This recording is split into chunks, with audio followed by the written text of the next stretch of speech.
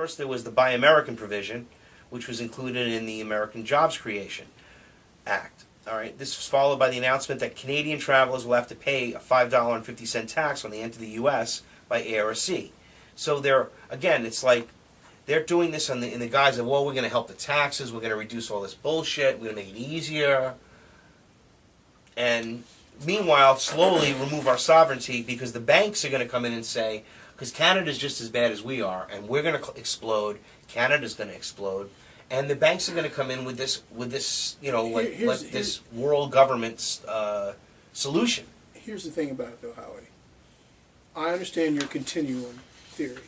Mm-hmm. However, you have had presidents who have bucked the status quo and the establishment.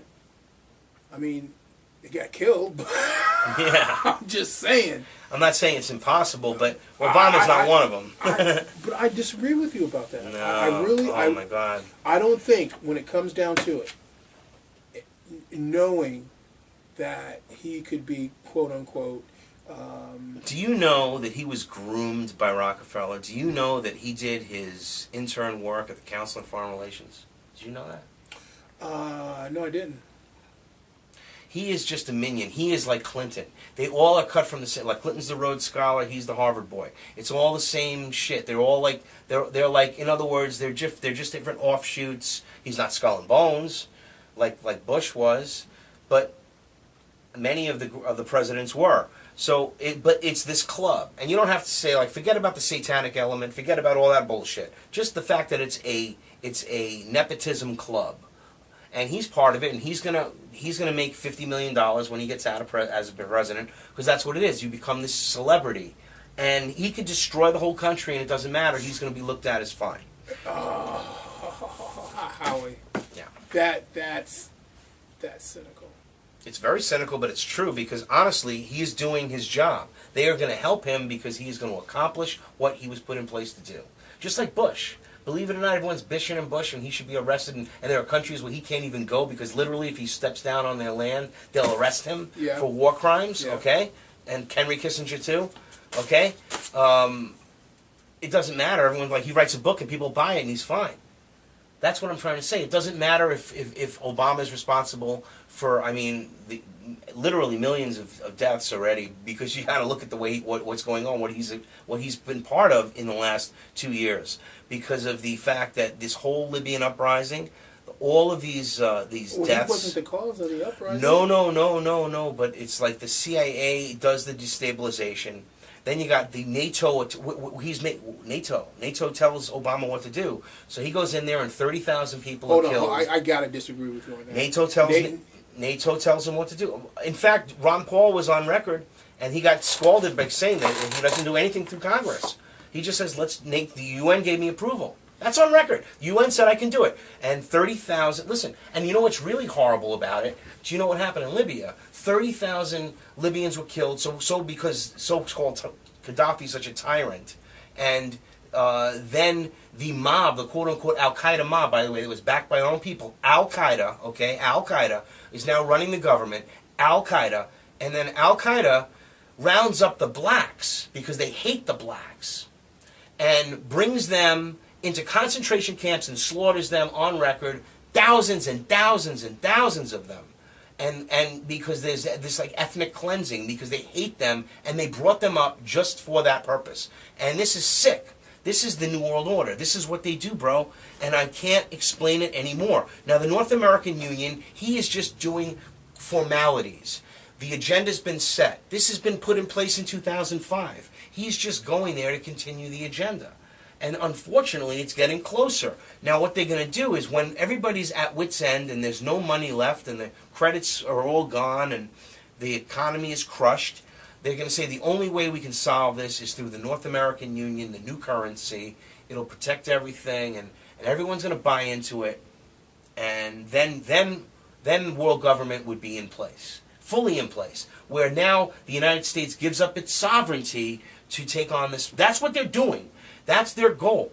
And you think it's far off. I mean, it's so close. It can happen in 2 years. It can happen that fast. It can happen and then the people, you just have to say, no way, no, don't do it. Everybody has to rise up and say that don't let this happen, because these governments are doing it all over the world. They're not paying attention. They're taking away sovereignty. All of the European nations that are signing on to these deals are giving up their sovereignty.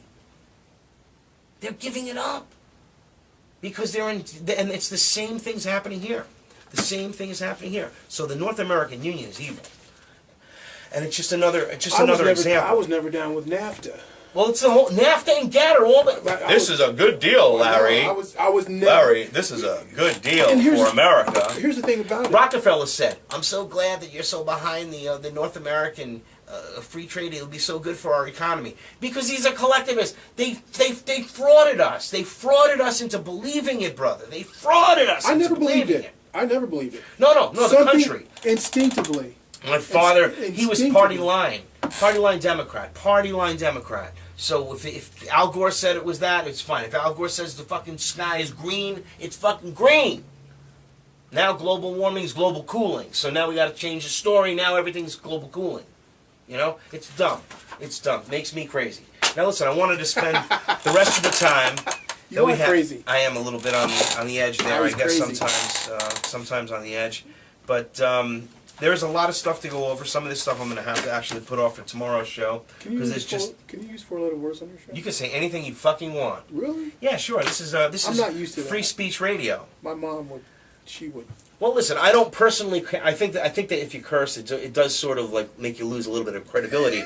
But on occasion, you might want to just expand a point or I do it. Really, I must say I go through this stuff honestly, Jacques, and sometimes it's so frustrating it's so aggravating that I scream because people don't understand that I'm not joke. It's not a joke, man. This isn't entertainment. I mean, we want to try to make it. We try to make it so people can listen to it and not be bored. But the information is real and it's no joke. Well, here's the thing about it, though. When back in the day, when people wanted to make people aware of the establishment, they did it through song, they did it through art, they did it through music, and it was very impactful because you had people that were doing those kinds of things that understood them. Nowadays, I think people have tended to just shut off reality so that they can try to make their own reality, not realizing that you can't create your own reality unless everything else is coming at you straight. That's right. When those old proposals were being formed and brought to fruition, something instinctively inside me says, that ain't gonna work. Yeah, they talk about free trade. They talk about all these things. Free trade. Free trade right there. That is a no-brainer. It's not, it's not free. I mean, if it was truly free trade, that's it. But I mean, the trade imbalance is such that it's intended. But why should we have any type of free trade anyway? Well, the whole thing is just a mess. The whole thing is a mess. I mean, the whole energy policy. Listen, you got the same Rockefeller oil interests funding the environmental movement. So that's really, I mean, come on, think about that. So they're controlling their own opposition 100%. So that's why these places where, like in North Dakota and in Montana, where there's literally 3.5, I think, billion barrels of recoverable oil, we're not going for it because the environmentalists say it'll kill a couple of birds. But these animals will starve people in Darfur and other places in the world and say give to UNICEF so we can feed these people. And for 35, 40 years, 50 years, they've been feeding the world, unable to cure hunger. Think about it. It's a fraud. Well, there's just too many, and it's all this, and it's all this. And then we're going to put these clouds in there. We're going to do this geoengineering so that we can change the weather so it'll grow. They can grow crops there. And Bill Gates is going to help out. And Bill Gates and Buffett are the richest men in the world, which is like a lie. That's like calling, I don't know how it's like calling any millionaire the richest person in the world because it's a lie. Because even if they're worth 50 billion, 100 billion, the Rothschilds and their interests are in the $40 trillion. So who's laughing? How can you actually say stuff like that? How could you actually say that? They're collectivizing all the wealth to bring us back, literally. 500 years plan. They've been planning this to bring us back to the serfdom, but now they have actually conquered monarchs. Now through the creation of the Illuminati and the United States, actually, the United States was actually set up to really destroy monarchies, and it worked. But now the idea was that they were going to take over control of the world from it, and that's what they did, or are doing, through this destruction of monarchies. And they really did, didn't they? Didn't the banks sort of like take over the monarchies? I mean, the Rothschilds really are wealthier than the monarchs, you know, than the ruling class families, technically, you know. So that collectivism was done intentionally. It's not a coincidence that the Illuminati was founded in 1776. The whole thing, and then it wasn't a coincidence that all of these Masons, like Pierre Lafont, designed this, like the streets of Washington D.C. and the buildings to have this perfect geometrical configuration to like these Luciferian things. It's really it's no doubt. This is all true, but I'm digressing. Numerology, because today's the 11-11-11 thing. I wish my friend Chris Freedom Flowers was able to join us, but unfortunately he's unable to. He is an expert on numerology. But there's some very interesting things about numerology and historical events. Like what happened, for example, historically on September 11th.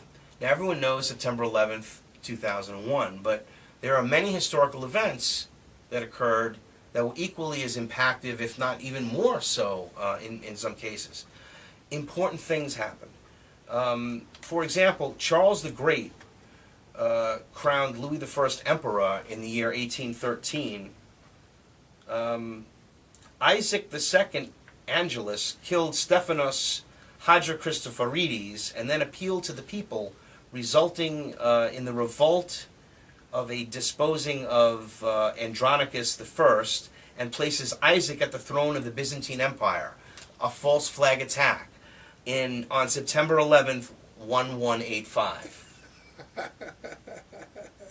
The year 1185, false flag attack, blaming it on another, killing and taking over a monarchy for the Byzantine Empire.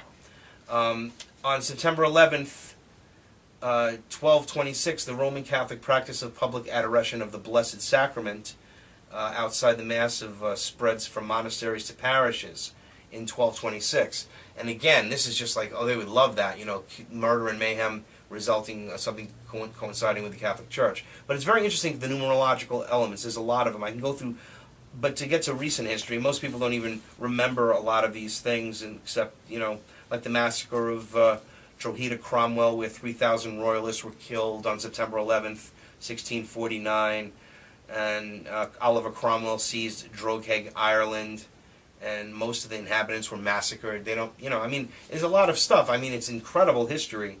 Charles the 12th of Sweden on September 11th, 1708, stops his march to conquer Moscow outside of Smolensk, marking the turning point in the Great Northern War.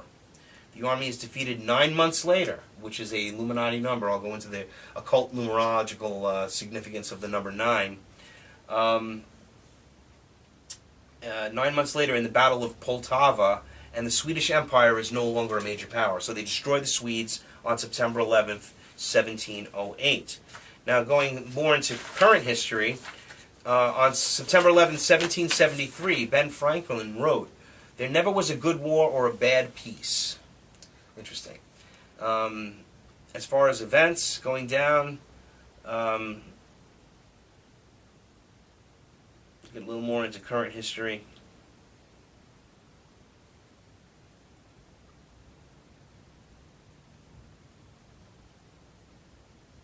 There's a lot of them, actually.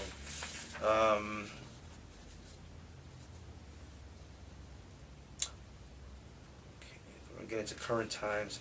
On September 11th, 1914, Australia invades New Britain, defeating a German contingent there. On September 11th, 1916, German troops conquer Cavalia, Greece. On September 11th, 1916, the Quebec Bridge's central span also collapses, killing 11 men. The bridge initially collapsed once before on August 29th, 1907. Bucked the status quo and the establishment. I mean, They got killed. But Yeah. I'm just saying. I'm not saying it's impossible, but Obama's not one of them. But I disagree with you about that. No. I really. Oh my God. I don't think when it comes down to it, knowing that he could be quote unquote. Do you know that he was? Many of the presidents were. So, but it's this club, and you don't have to say like, forget about the satanic element, forget about all that bullshit. Just the fact that it's a nepotism club, and he's part of it, and he's gonna make $50 million when he gets out of as a president, because that's what it is. You become this celebrity, and he could destroy the whole country, and it doesn't matter. He's gonna be looked at as fine. Groomed by Rockefeller. Do you know that he did his intern work at the Council on Foreign Relations? Did you know that? No, I didn't. He is just a minion. He is like Clinton. They all are cut from the same. Like Clinton's the Rhodes Scholar. He's the Harvard boy. It's all the same shit. They're all like they're like. In other words, they're just different offshoots. He's not Skull and Bones, like Bush was. But first there was the Buy American provision, which was included in the American Jobs Creation Act. All right. This was followed by the announcement that Canadian travelers will have to pay a $5.50 tax when they enter the U.S. by air or sea.